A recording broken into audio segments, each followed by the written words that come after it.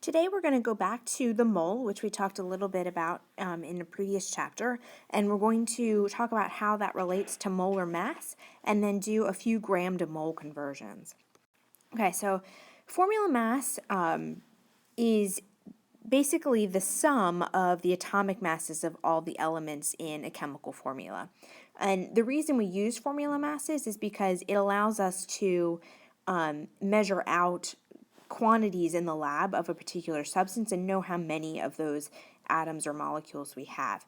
So, for example, if you have a pound of deli meat and you have a pound of deli cheese, that doesn't necessarily mean that you have the same number of slices of each of them, since the mass of a slice of cheese is going to be different than the mass of a slice of meat. In the same way, when we do a reaction in the lab, if we're going to react hydrogen and oxygen, you should remember back from the beginning of the year that they have different atomic masses on the periodic table. So if you were to weigh out 5 grams of each of them, that's not going to give you the same amount of hydrogen and the same amount of oxygen because they weigh different amounts. They have different masses.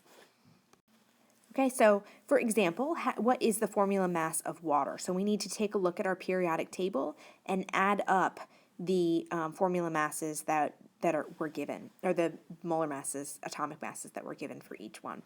So H2O means that we have 2 hydrogens and 1 oxygen atom in each molecule of H2O.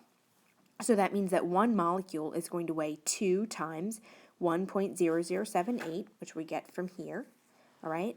And 1 oxygen is 15.999, so we'll add that to our 2 hydrogens, and that sum is the formula mass for water. Okay, so that's the amount in atomic mass units that 1 molecule of water weighs, and it's also, it turns out, the mass in grams that 1 mole of water weighs. And that's why the mole is so important, because it allows us to take quantities that we can actually measure in the lab and convert them to something that's going to tell us about actual individual molecules. Okay, so just a refresher, Avogadro's number is 6.022 times 10 to the 23rd, and that's a quantity just like a dozen. So if you remember, a dozen is 12, and Avogadro's number just tells us how many things are in a mole. Usually those things are atoms or molecules or ions, but they don't have to be. So we could talk about a mole of basketballs, and that's a reasonable quantity, right? We don't usually talk about a dozen shoes, right? We talk about pairs of shoes. So certain quantities go better with certain items than others, but that doesn't change the quantity. We could apply that quantity to anything.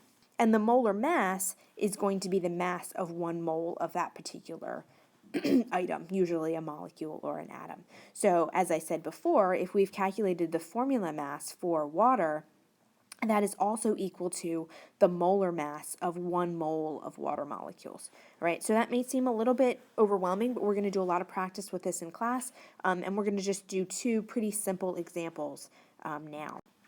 Okay, so the first is how many atoms are in 6.941 grams of a sample of lithium. Okay, so if we look at the periodic table, lithium has a mass of 6.941. All right, so if we have 6.941 grams of it, then that must mean we have 1 mole, okay, because 1 mole weighs 6.941 grams. And we're going to set it up this way here, which is called dimensional analysis, and this will help us keep track of where our numbers are, and we're going to practice that in class as well. Okay, and then if we have 1 mole, we know that 1 mole is 6.02 times 10 to the 23rd atoms, and so that's how many atoms of lithium we have. Pretty simple. Okay, so the next one is how many molecules are in an 18.015 gram sample of water. All right, and we just found the formula mass for water a couple slides ago, and it's 18.015.